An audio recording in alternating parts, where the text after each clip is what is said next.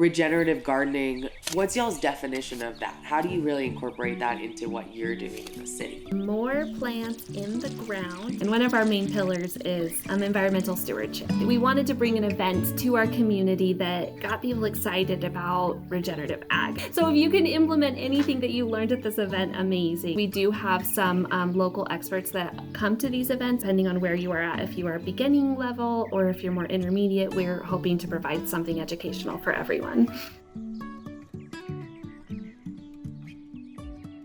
Howdy, everybody, and welcome back to The Beet, a podcast for plant lovers. I'm Logan Haley, the editor at Epic Gardening and a co-host of the podcast. I used to be an organic farmer, and now I'm a homesteader in the Rocky Mountains. And today I'm here to talk about community gardening with the amazing folks over at Urban Roots in Reno, Nevada. I am here with Jenny Angius and Sydney Roberts, and I cannot wait to share with you guys the incredible things that they have going right in the heart of Reno, teaching kids and people of all ages how to garden and grow their own healthy food straight from the earth. Jenny and Sydney, welcome to the show. Hi, thank you for having us. We are so stoked to hear about this urban garden because, as you may know, a lot of Epic Gardening is based right in the heart of San Diego. So I'm a person with a lot of rural farming background, but you guys are making it happen in the city. Can you give us a little bit of background about who Urban Roots is and what your mission is out there in Reno? We started in 2009. And the current farm we're at is almost 8 years old, coming up in August. But we have programs for all ages to learn about gardening right in the city. We have less than an acre of land, but we pack a lot into our small space, just showing everyone that you can grow food even though you are in the city. That is super inspiring. So I'm guessing you guys are utilizing a lot of like raised beds and containers and innovative growing techniques. What about those gets you most excited to share with your community? Yeah, we try to use a variety of methods to grow food so that everyone can learn all the different ones and see what they want to implement at their home. So we do have raised beds, we have in-ground beds, but we also help people grow in their windowsills, on their patios, things like that. Very cool. So how did Urban Roots really get started? I know before we started recording, you mentioned something interesting that you guys had a garden location at a karaoke bar, and now you're near a hospital property. How did that get going? Well, it started with one AmeriCorps member, and it started with school gardens. Trying to help teachers figure out how to get a school garden and how to teach in the garden. But then it slowly expanded from there, adding other programs like our summer farm camp for kids and a homeschool program. And that's when we started the first farm and had our first program there in 2012. And then we just slowly added other things like field trips from schools and workshops for teachers to learn more right at our farm. That's when we were converting the karaoke bar and motel into apartments and a farmhouse to keep using it. And then in 2016, we got this land and started building here. It took about a year to build, and we planted our first plants in 2017. And for a while, we had both farms, and then decided to go with just having the one farm here and moved everything over here. There's a reason people don't move their farms, but we did it. Yeah, it was fun, I guess you could say. And then we added even more programs, just things like a preschool program so that kids didn't have to wait until they were 5 to come here. They could come here with their families when they were younger. When the pandemic hit, everyone started asking us how to garden. So that's when we decided we needed programs for adults too. So added like community workshops to learn how to garden, and also a program where families can get a garden built at their house and continue learning at their own home instead of coming to the farm. Wow, that is so incredible. And just the thought of all those little tiny hands getting in the healthy soil just warms my heart because Most cities are so lacking, obviously, in any sort of wild soil microbiome, let alone like edible food that kids can learn to tend. And then in the pandemic, it sounds like you really expanded your reach even more. How many people do you think you're serving in your community? Do you have any sort of estimate? In 2024, we served about 4,000 people in our community through our programs and events, which is pretty exciting. That is really exciting. So, when you moved farms, can you give us kind of a visual of like what does the new property look like? How is it set up? And is this different than kind of the community garden a lot of us think of where each person has their own plot? Yeah, it's definitely different. Yeah. We're a teaching farm, so our focus here is garden education. So, while we do produce a lot of food, the kids and adults that come here are learning how to grow it. So sometimes it's a little less when they're figuring it out. But we have three 70-foot long hoop houses, which are like greenhouses. They're just controlled by the sun, though, instead of a thermostat. Most of our food's grown in there, especially being in Reno in the high desert. It's a lot easier to control the environment inside the hoop house than just outside. But we do have stuff growing outside. That's where a lot of our perennials are, and our fruit trees and grapevines and things like that. Very cool. And what growing zone are you guys in Reno? We're 7. We're growing zone 7. Okay, that's a little cooler than I would have expected. So you definitely need that season extension in the winter. And then do you have to use any sort of shade cloth or protection for those hoop houses in the summer? Yeah. Okay. So you have big fluctuations, right, between winter temperatures and summer heat. Yes, absolutely. So what has it been like navigating those climate challenges, or what have been some of your biggest challenges when establishing and growing this community garden? Well, Reno is one of the like hottest cities, and it's like getting Fastest the growing, fastest growing. heating city. Yeah, I don't even know how to say that, but Yeah. it just keeps getting hotter here. So we've had a lot of challenges with that, but the shade definitely helps. Adding shade cloth to our hoop houses and learning how to do companion planting and have plants shading each other is another method.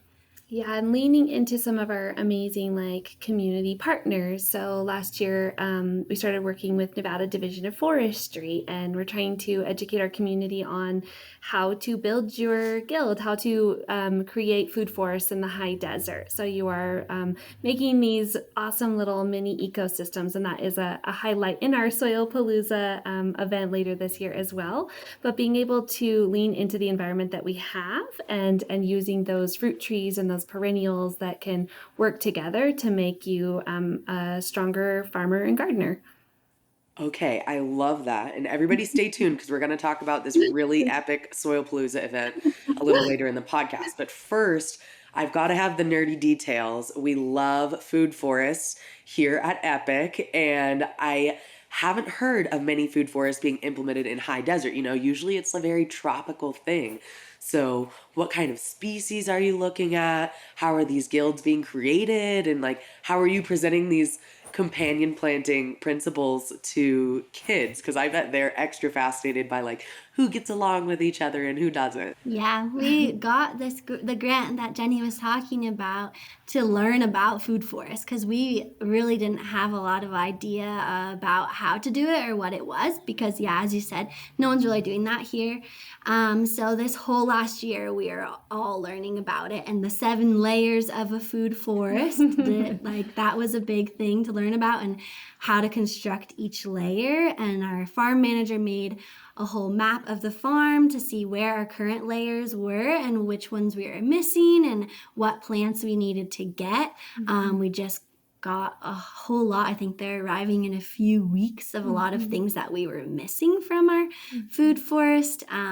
And with the kids, we've been writing a lot of curriculum to teach them about it. And we added a whole week of our summer camp all about food forests.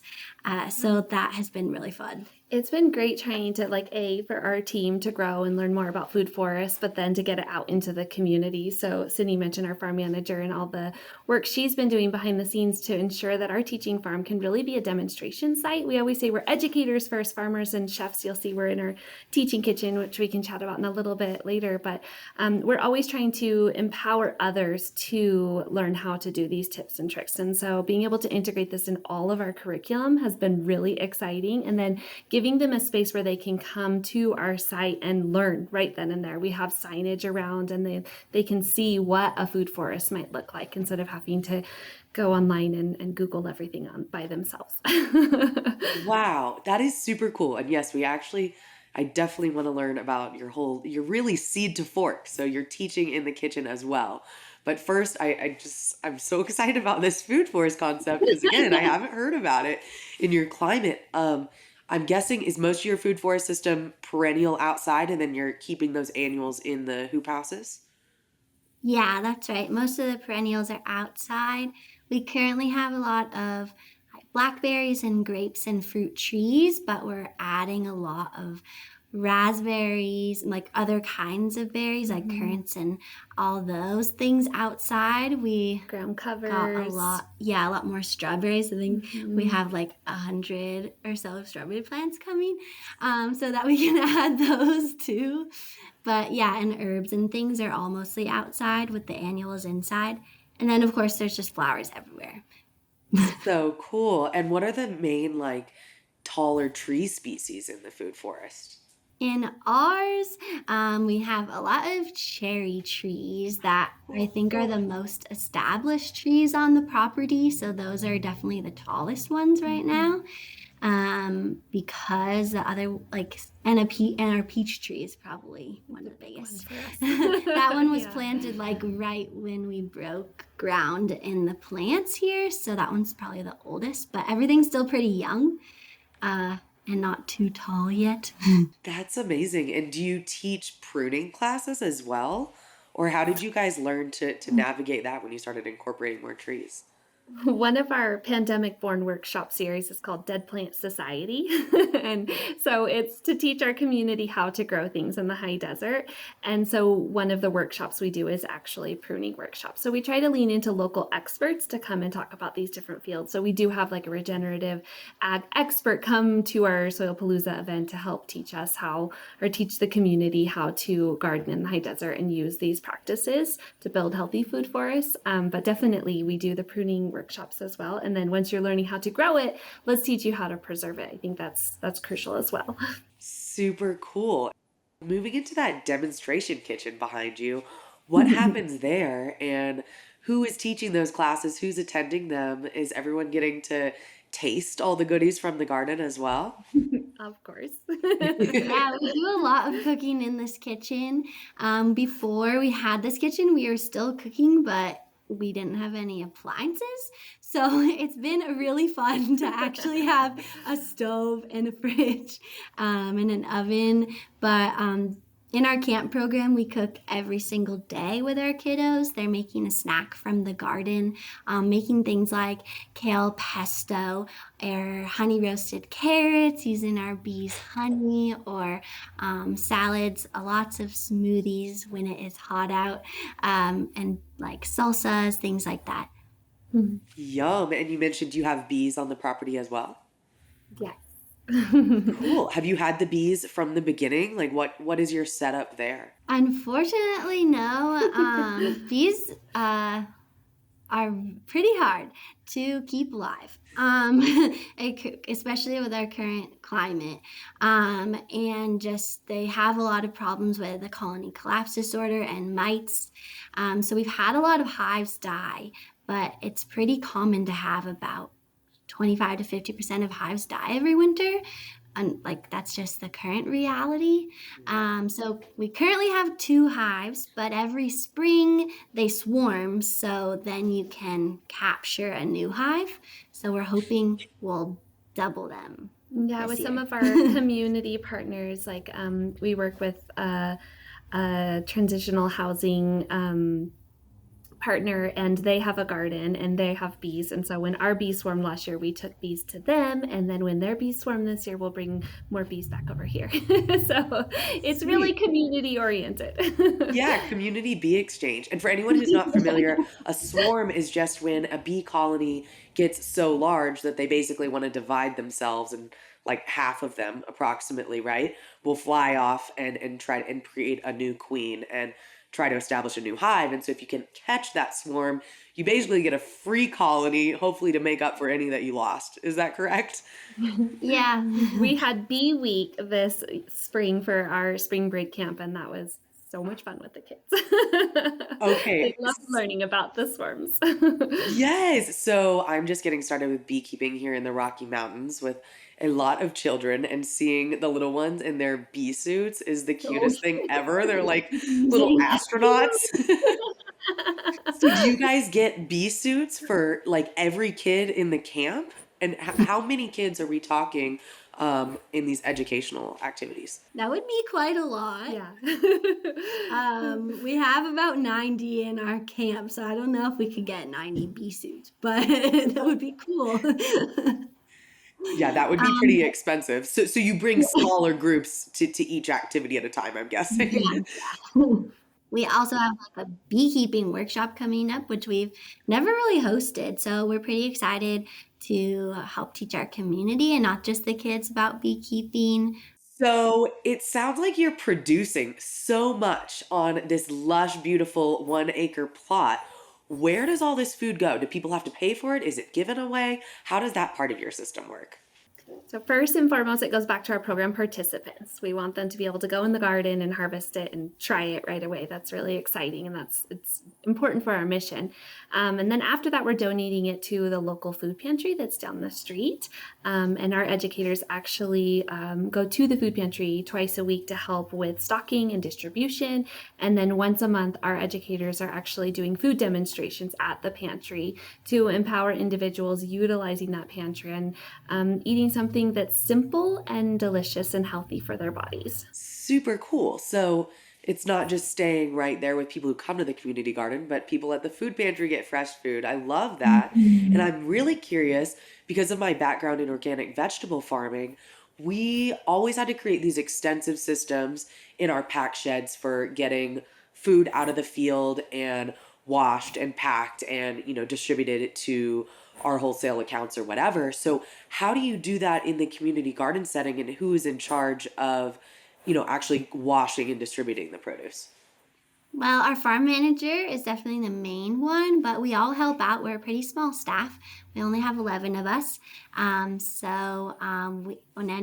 anyone needs help harvesting, we'll jump in. The kids also do a lot of it because they get to bring a lot of it home. So they are most excited about it, especially carrots. That is their favorite thing to harvest. And cherry tomatoes, but a lot of those don't get ever taken home because they just get eaten right away. That's a good problem to have. And what are some Yeah. of y'all's favorite varieties of carrots, cherry tomatoes, any of those snackable types that you'd recommend are kid favorites?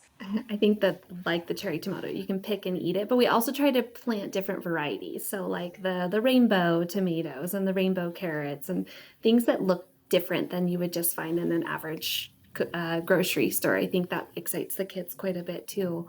Yeah, because like the zebra tomatoes are really So fun fun. for kids because they're striped and they're like, why does it have stripes? Or nasturtiums, edible flowers. Kids are like, we can eat this flower. They get really, adults actually get just as excited to eat the flowers when we Yeah, I do know I too. love edible flowers. Nasturtiums are amazing. What about like borage, lavender, other type of herbs? Yeah, we have pretty much all kinds of herbs, but yeah, we try to stay with a lot of edible flowers too and bachelor buttons because you can put those on salads. We let a lot of our stuff go to seed so that kids can see the whole life cycle, and a lot of them have really good tasting flowers, like broccoli flowers or arugula flowers taste actually really delicious. Yes, I love the brassica robs, you can call them, right? Or rapini, some people call them. And so that's really cool that you let everything go to seed. And then do you teach the kids how to collect and distribute those seeds, or do they get to take some home maybe to their own garden? Yeah, we do a lot of seed saving, especially in the fall. That's one of our big lessons. And yeah, they'll take them home or we'll use them again for next year. Or sometimes a lot of them blow away while we're seed saving, and then we just have a whole field of marigolds by accident. I love that. Volunteer flowers. It's like, how can you complain about volunteers? So do you stick with a lot of like open pollinated varieties, or do you have any sort of seed education about, why certain seeds are easier to save and replant?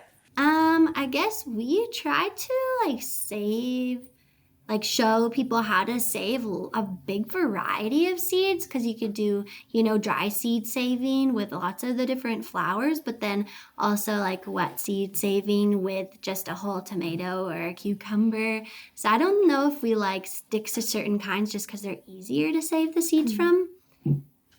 Very cool. Yeah, wet seed saving, not that many people talk about. So Well, yeah, I think it's just like the season or what we felt like planting. We just eat every season's different here. that's amazing. So do you really get like the four seasons, or what is your kind of your crop plan? What crops are you growing in different parts of the year in Zone 7? It's definitely not for seasons. I A lot of people here say that. I didn't grow up here, so I'm like, there's not for everybody. But it seems like a lot of just summer and winter. Fall, a couple weeks of spring. I mean, just But not balanced. Yeah, it gets hot quickly, I guess. So it's hard to plant like a spring or a fall because it's so short. And like planting your lettuce in the spring, it just like bolts really fast because it gets so hot. So we And then try temperatures to- will drop the very next week. You Yeah, just don't yeah, know. all of a It's sudden a it's little like 30 tricky. It's a degrees. little tricky around here. Unexpected. So do you have to do a lot of those cool weather crops like in the hoop houses more in like late winter kind of? Yeah, we grow all year round. So there's always something growing in there. It just grows slower. But in the winter, it's all the root vegetables and all the leaves. So like turnips and beets and carrots. And then lots of like spinach and Swiss chard and kale in the wintertime. Hungry now. Yeah.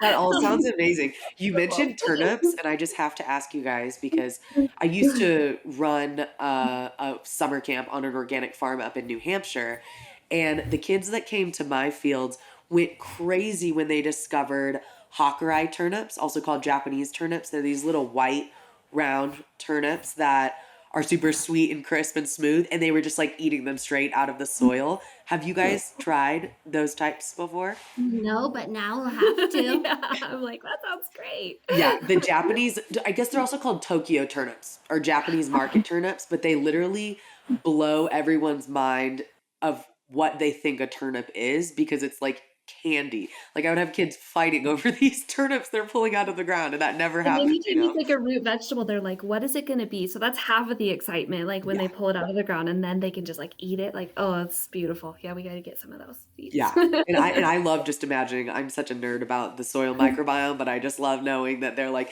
getting all these healthy nutrients and all this microbiome, and it's not like, processed or bleached or waxed like any of the junk at the store.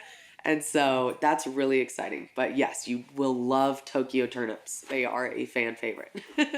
So I heard that you guys also install gardens on other people's properties to expand beyond just your farm. How does that work?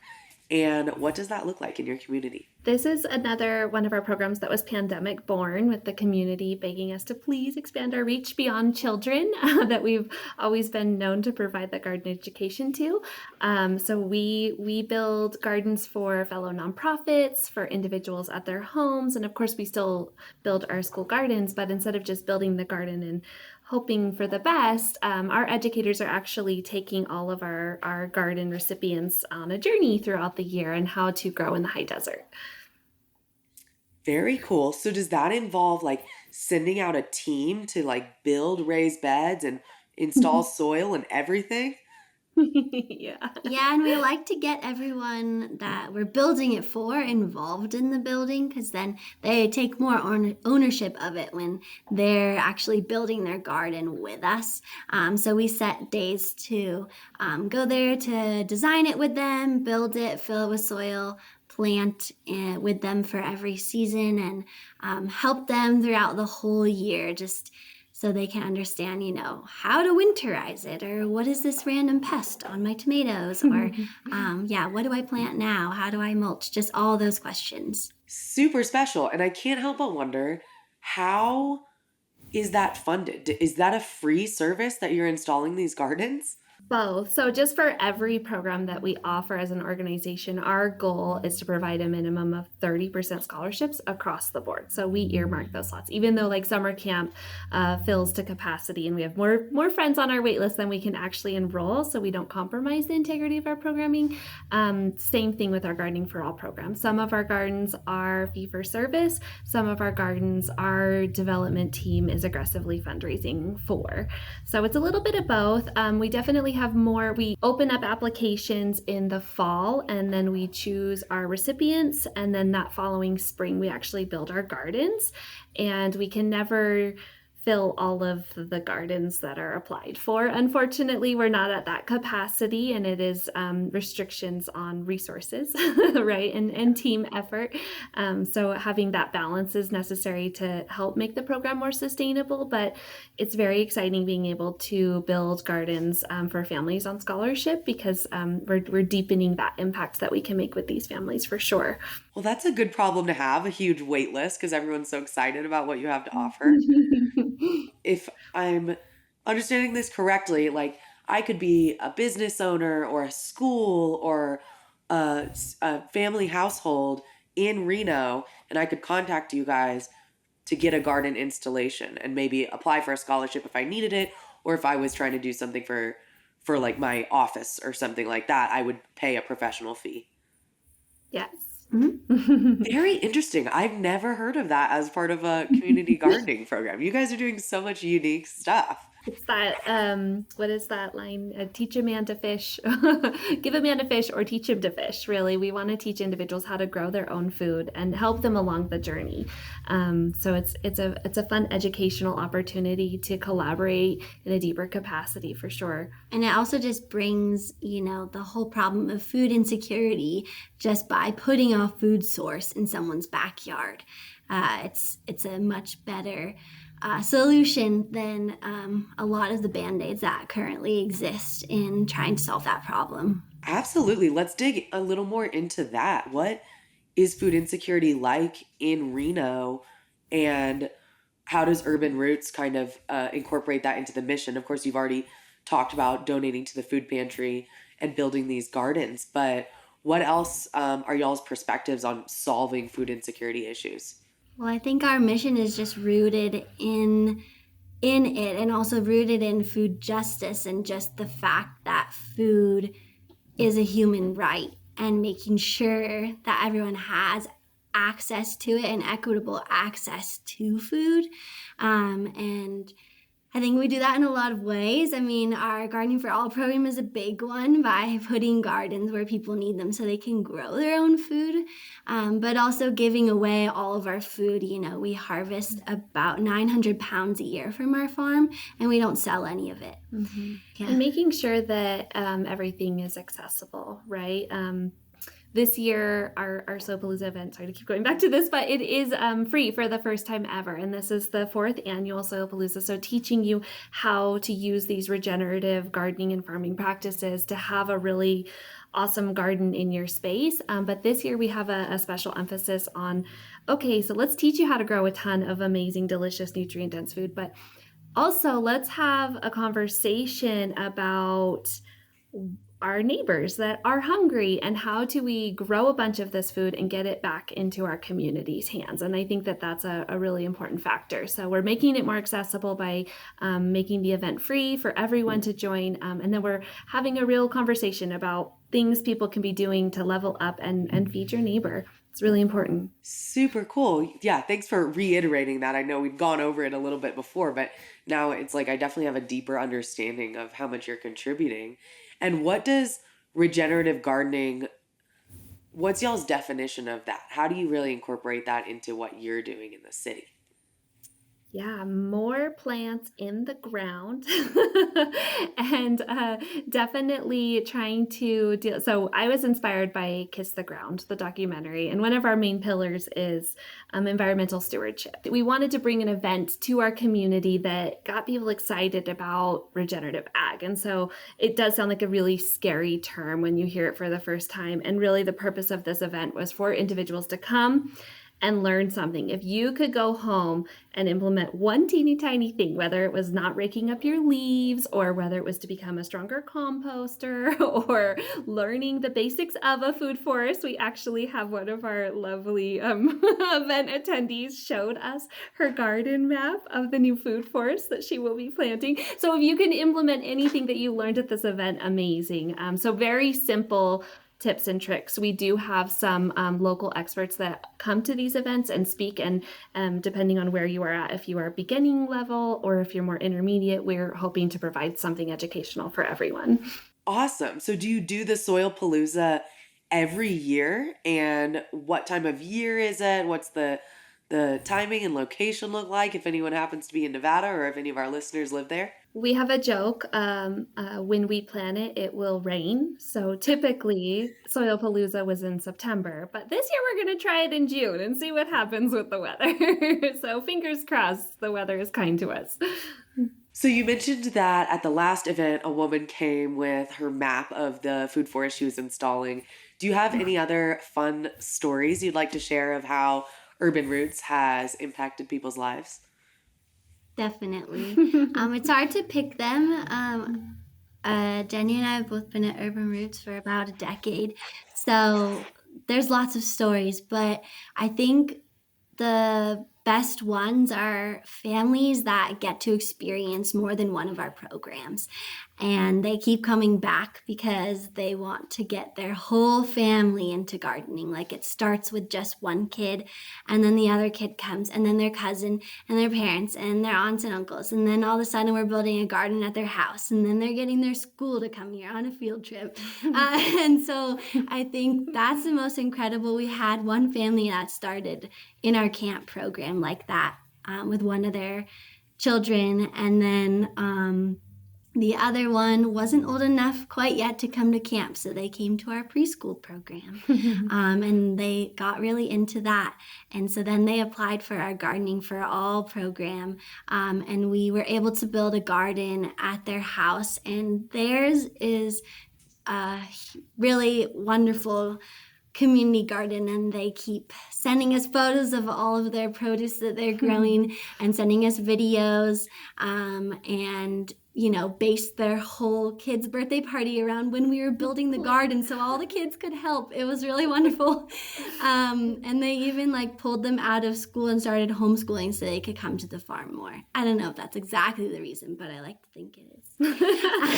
That's amazing. So those kids are just really in the garden all the time. Yeah, it's really wonderful. And their family volunteers and comes to our workshops. So they started with one program and now they come to every single one that we do. I have 2 kiddos and they've grown up with Urban Roots. My son's now 10 and they've from little babies, they've been coming to work with me. And I just was so excited when they were both finally 5 and they could both come to camp for the first time. And my daughter at the time, I remember her going into the kitchen 3 days into camp, and I'm like, what'd you do? And she's getting out a cutting board. And they've always cooked with us in the kitchen, but she's getting out the cutting board and she starts grabbing stuff. And I was like, what you doing? And she's like, oh, I'm just gonna make myself some guac as a snack. And I was like, oh, okay. They made guac at camp, and then she was just so empowered to go and make her own little guac, and she put tomatoes in there, and she made the whole thing, and it was so special. And so I know from a mama perspective that it works, and it's really beautiful to see them taking it home, because then we're getting the parents coming back to us saying, how did you make the kale chips? My kid loves the kale chips. Or like, what did you make for snack? I need to make this more at home. And so we do survey all of our families. And once we installed the teaching kitchen, it was really exciting to see some of the parent feedback and the impact that it was having, being able to provide seed to table programming. And kids were asking for more vegetables. They were more engaged in the kitchen at home. And so that's always just like, it's working. It works. It's That always is very so happy. precious. And okay, I'm really curious. What are some of these recipes? You mentioned kale pesto, kale chips, some of these snacks.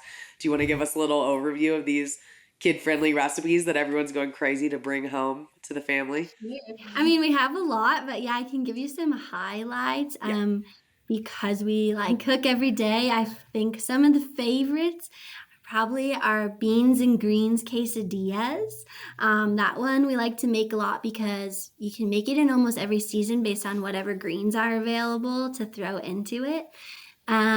We in the summer we definitely make a lot of salsas when we have a lot of our tomatoes, but different kinds, like making our peach salsa when our peach tree's ready, or just plain like a tomato one. We make lots of kinds of pestos, so like not just basil pesto, Carrot but top pesto. yeah, carrot top pesto or kale pesto, or that's pretty fun. We also Trying to have think of another. chickens, so we like to use the eggs. So there's like some fun breakfast burritos that we made with the kids. So they're pets, and we use their eggs. Super cool. Are you integrating any other livestock? You've mentioned bees and chickens. No, since we're right in the middle of the city, we just don't have the space to be able to give those animals like enough space to roam around. So we just have chickens for now. But in the ideal scenario, if we could dream big for a minute, we would love a larger space. We would love a sister site where we could maybe have like pygmy goats, or bring back some little pigs. Pigs, That would be yeah. really fun. We've had pigs in the past, but right now our space doesn't allow that. That would be super fun. But it's amazing that you can even pull off chickens like in the middle of downtown, basically. So, what advice would you give to someone who wanted to start a community garden in their city or town? Get help, like, just one person, it'll be really hard, but like forming a group of people to take on that challenge. And We would recommend, if you're building a community garden, to build a community around that garden to ensure its sustainability. Because we have built school gardens in the past that had that star teacher or star parent, and it wasn't sustainable because that's a heavy lift for one person. So if you can think about your efforts and collaboratively join forces and pull together lots of enthusiastic individuals that want to make things happen for your community, you're going to be a lot more successful. But there is always that, if there's a will, there's a way. So lean into that community support for sure. I definitely can see how that's a super important tip because I've been around a few towns and cities where you kind of see those like vacant gardens and abandoned beds, and it's sad because someone had that zest to get started and then the project got abandoned. So obviously you need a huge group of people. How big is y'all's staff and volunteer network? yeah, we have 11 staff members, and we get about 200, 300 volunteers a year that help us with the garden.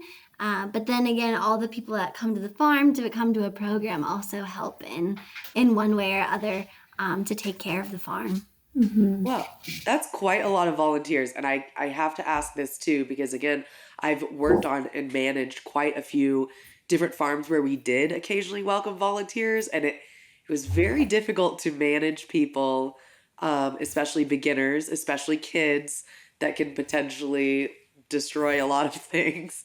If they accidentally mess up or they don't know what they're doing, or they're, not pulling up weeds, they're pulling up crops. So how do you guys go about managing that many volunteers coming to the farm and keeping them safe at the same time? One of our educators is also our volunteer coordinator. And so we have open volunteer hours once a month.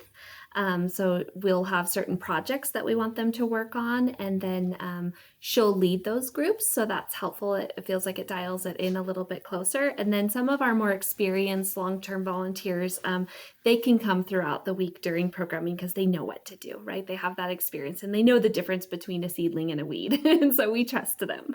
We have a Bonnie. We recommend everybody find a Bonnie. I see. Yeah. So those experienced people can be more like unsupervised and just like part of the team. Totally. Well, unfortunately, we're nearing the end of our time together, but I wanted to give you a little speed round of a few more questions that we are just dying to know about. The first one is, what would be your biggest advice to someone who is super intimidated by gardening and feels like they have a black thumb and they have no idea where to start? Well, you have to start somewhere, and so starting small, and to keep trying. Anyone can learn how to garden, and even if it's like small scale, just in your windowsill, and then it could grow to something bigger, like having a garden outside, or joining a community garden, or helping build your kid a school garden. I love that. And like our gardening 101 series, it's like it starts with a healthy foundation, and like don't anticipate having the best year's crop the first time around. That's really good advice because we can definitely set ourselves up for failure when we're expecting to be like the most lush, wonderful master gardeners on year one. Second question is, what is each of y'all's favorite thing to grow at Urban Roots? Definitely garlic. That one is really fun, especially because we harvest it right when our summer camp is starting, and lots of kids get to bring it home, and just seeing the big garlic like popping out of backpack, walking out the gates is just really wonderful. It's So cute. And Jenny, what about you? I love the elderberry bushes because they're like so beautiful to look at, but then also some of the amazing things that you can make with the elderberries are really fun and inspiring and delicious. Yes, I agree. That's funny. You guys mentioned two of my favorites too. I'm a sucker for garlic and elderberries. All right. And last speed round question. If there is a perfect scenario of what could happen to Urban Roots in the future, what would be your dream expansion of the program? More land, a larger site, where funding wasn't a restriction and we could build more gardens in our community. We could teach more people how to grow their own food so they had access to nutrient dense food, more animals, more kiddos. What would you say? Yeah, I was going to say more space. Yeah, we're just running out of space to be able to serve all the people that want to come here and all the kiddos that want to come here. And I just want to let them all in, but we're running out of space. Yeah, she always has this look on her face. I'm like, what did you do? She's like, so I let more people into camp. Like, how many people? It's like, Cindy, you're not supposed to. We have a limit. Everybody loves it. It's a really beautiful thing when the farm is covered with children. And we like adults also, but there's something magical about getting kiddos to the farm. Super sweet. Well, before we end, we would love to know where our audience can find you or follow you online and how they can get more info about the Soilpalooza event. Yes, Urban Roots NV, as in Nevada, urbanrootsnv.org. And then if you go on our website, and that's our social handle as well, so you can follow us on social. And if you go on our website, you can learn more about our programs. And we also have a community event section, and you can learn all sorts of details about our upcoming events. I love that. So cool. And thank you so much for joining us today on The Beet.